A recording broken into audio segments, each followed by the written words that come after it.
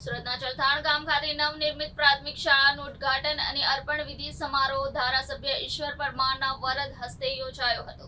સુરત જિલ્લાના પલસાણા તાલુકામાં ચલથાણ ગામ ખાતે 1892માં નિર્માણ પામેલી જિલ્લા પંચાયત સંચાલિત શિક્ષણ સમિતિ પ્રાથમિક શાળાની ફરીથી 1.90 લાખના ખર્ચે નવનિર્માણ કરવામાં આવી, જેનું આજરોજ ઉદ્ઘાટન અને અર્પણ વિધિ સમારોહ યોજવામાં આવ્યો હતો। આ અર્પણ વિધિમાં બારડોલી વિધાનસભાના ધારાસભ્ય ઈશ્વર પરમારની ઉપસ્થિતિમાં આ સમારોહ યોજાયો હતો। તેમજ સાથોસાથ સુરત જિલ્લા પંચાયતના પ્રમુખ, તાલુકા પંચાયત પ્રમુખ તેમજ જિલ્લા શિક્ષણ સમિતિના અધ્યક્ષ સહિતના મહાનુભાવો ઉપસ્થિત રહ્યા હતા। આ સમારોહ દરમિયાન શાળાના નિર્માણ માટે દાતાશ્રીઓનો સન્માન સમારોહ પણ યોજાયો હતો।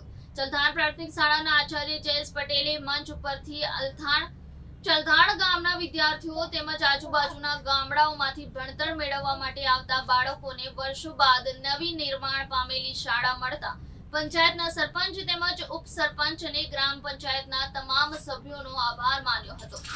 શિક્ષણ સમિતિ સંચાલિત ચલથાણ પ્રાથમિક શાળાનું આજરોજ લોકાર્પણ કરવામાં આવ્યું।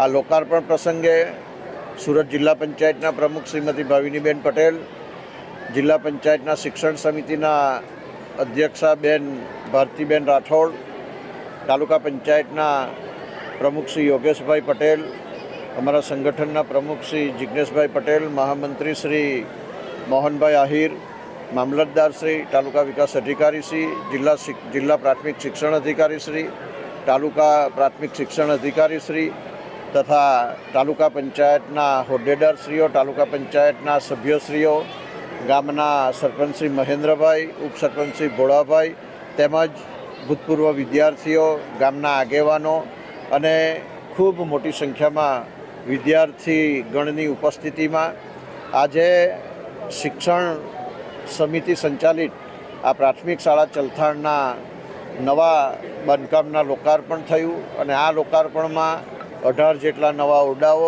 અને લગભગ 1 કરોડ અને 90 લાખથી વધુના ખર્ચે આ સુંદર મજાનું ચલથાણનું આ વિદ્યા મંદિર આજે વિદ્યાર્થીઓને અર્પણ કર્યું।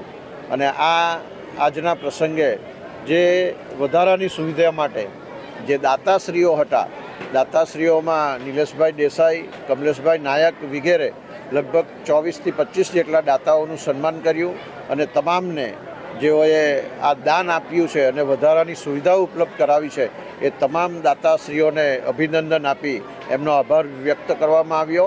જય હિન્દ, જય ભારત, જય જય ગરવી ગુજરાત।